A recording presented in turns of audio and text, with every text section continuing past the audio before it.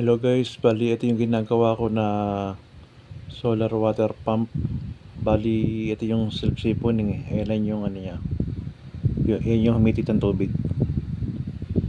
Bali na stack up kasi. Pinaayos sa akin. Ayun yung kabilang dulo niya. Yan yung kinakabit sa DC motor. Yan. Bali i-repair natin itong kanyang pinaka pump. Bali una kong ginawa rito, tinanggal ko yung ano, eto yung pinakatubo, nakasukasok hanggang dito yan, no? Yan, hanggang dito. Bali biniya ko siya na hanggang dito. Ayan. Tapos saka ako kinat dito. Tapos tinanggal ko. Then sumunod, ito naman.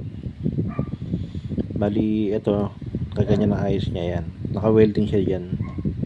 Dito. Kabilaan. Bali kinat ko siya ng grinder. Bali gamit ko cutting disc. Tapos binabat ko muna sa langis to. Ayan.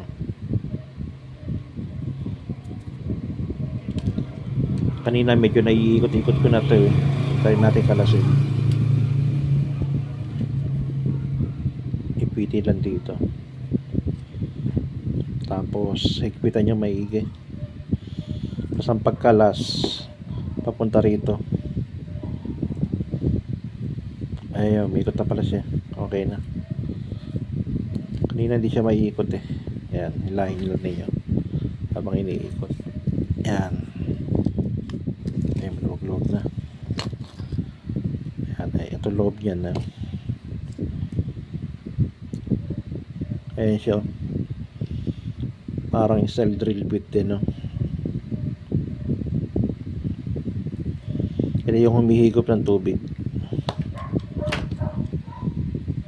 Puti na ko pa sa langis. Ilang buwan kasi siya na-stack up, hindi nagagamit. Kaya kinalawang, oh. Pilinisin lang natin to. Tapos eto, para siyang gawa sa goma eh. Nakaipit siya eh. Siguro nanikit yung goma, kaya hindi siya maiikot. Binabat ko siya sa langis ng ano, halos 3 araw din. Buti natanggal.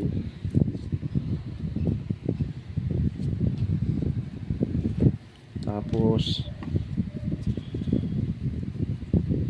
punasan muna natin. Puro siya langis. Ang presyo kasi nito kung bibili ka ng bago nito, eto siya. Bali eto hanggang dito yan. Yan, hanggang dito. Bali ang halaga niya sa Shopee nasa 1,100. Hindi pa kasama shipping. Kung mare-repair pa naman, sayang din. Tsaka simple lang naman siya eh.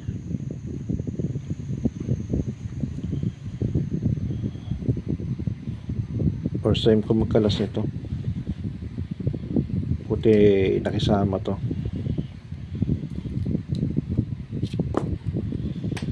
Bali ito yung ginawa ko dati na solar water pump dun sa LERC.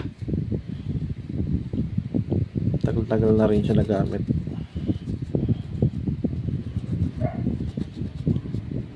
Ito pang stainless to eh, pampakinis. Para siyang ano, parang plastic yung dating nito.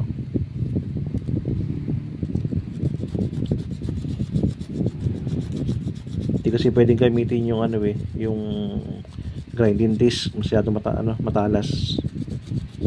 Magkagasgas yung bakal niya, hindi gaya nito. Yung pampolish lang, stainless.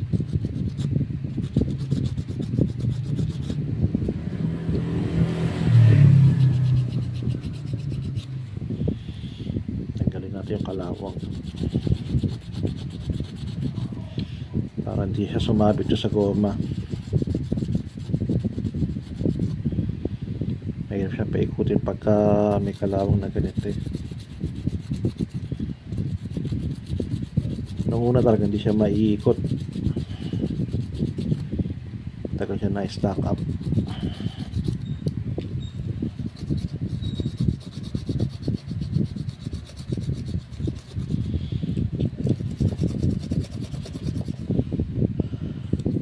Bali ito parang gawa siya sa stainless 304.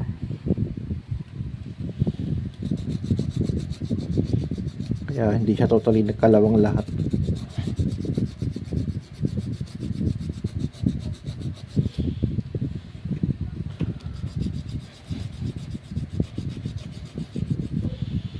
Hindi na siya gano'ng magaspang.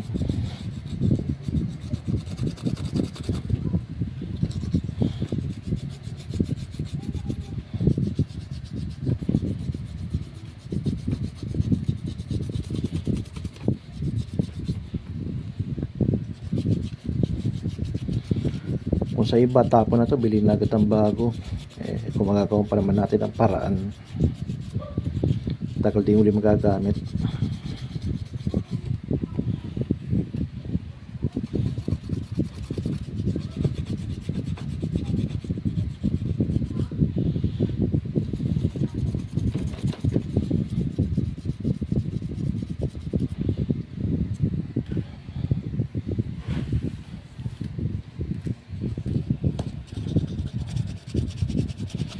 Ganyan, pakikinisin nyo na ng gusto para matanggal yung kalawang,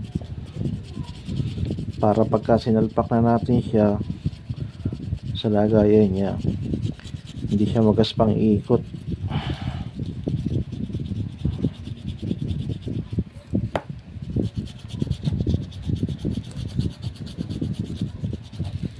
Grinder sana gamitin ko kaso pwede naman pa kamay, konti lang naman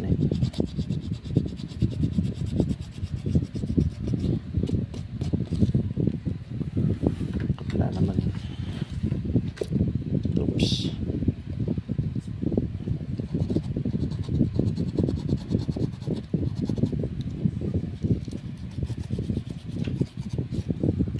Bumagsak ang camera.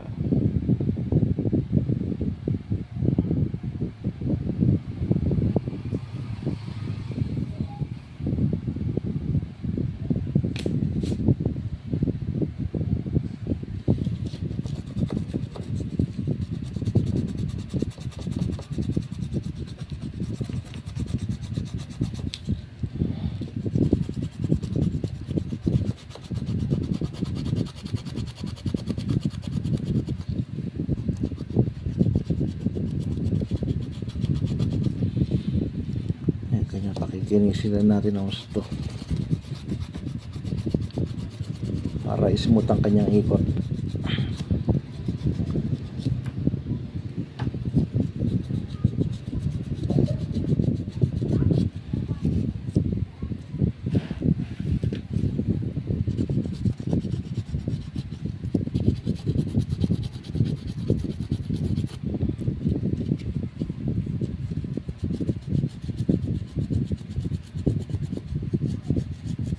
Tapos mamaya lalagyan natin siya ng konting grasa.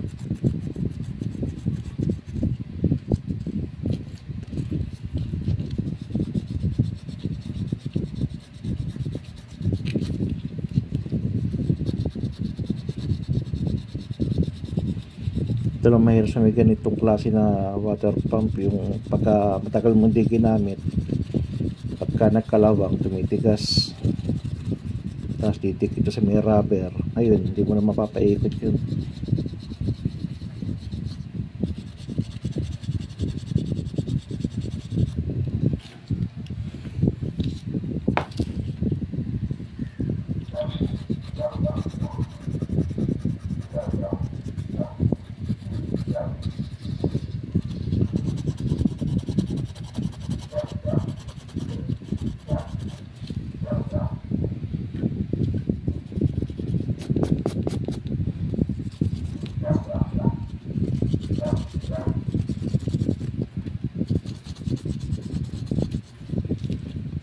Pagka ni-repair natin to, makaka-minus tayo sa gastos.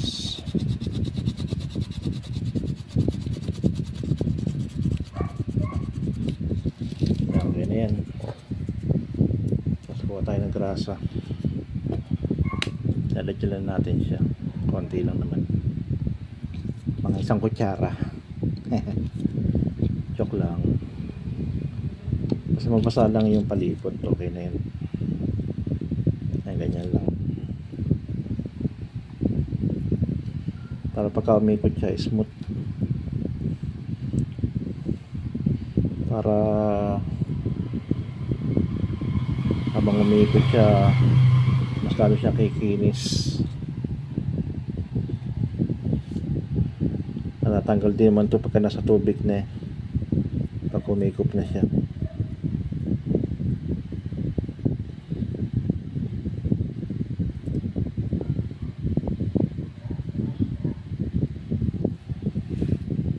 Ay, ganyan kadali lang naman gawin, no?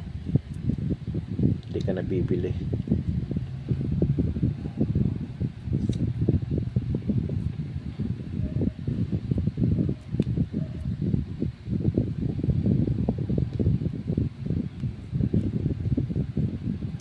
Okay, ganun lang.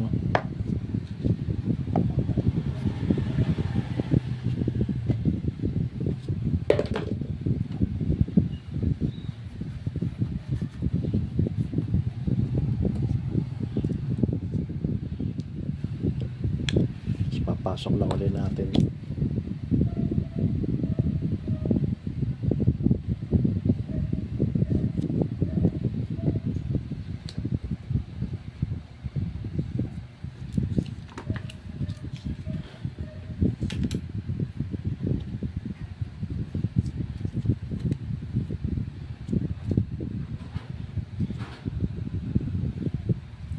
Ito yung ano niya, ayan, parang ano matikas na goma.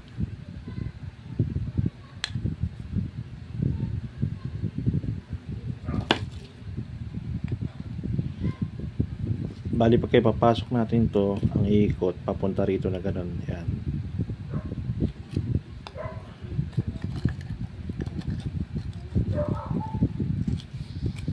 Kaya madali na siyang paikutin, hindi katulad ng dati. Yan.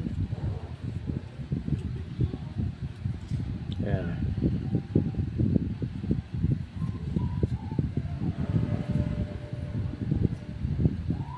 Madali na siya paikutin. Kaya pwede mo nang hilahin, nag-aanggang na, hindi katulad dati.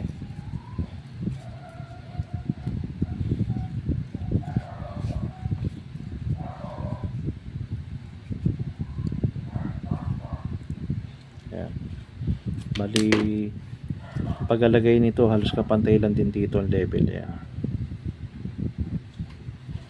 Tapos i-welding na lang natin ito ulit, kaso hapon na Ayan, i-welding lang natin dito kabila ang dulo ulit.